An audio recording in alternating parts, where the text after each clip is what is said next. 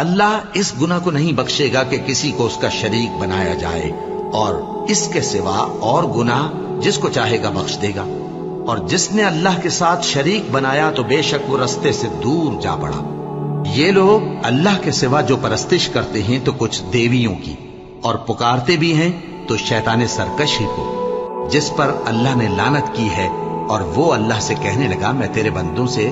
غیر اللہ کی نیاز دلوا کر مال کا ایک مقرر حصہ لے لیا کروں گا، اور ان کو گمراہ کرتا اور انہیں امیدیں دلاتا رہوں گا، اور یہ سکھاتا رہوں گا کہ جانوروں کے کان چیرتے رہیں، اور انہیں سمجھاتا رہوں گا تو وہ اللہ کی بنائی ہوئی صورتوں کو بگاڑتے رہیں گے۔ اور جس شخص نے اللہ کو چھوڑ کر شیطان کو دوست بنایا وہ صاف صاف گھاٹے میں رہا۔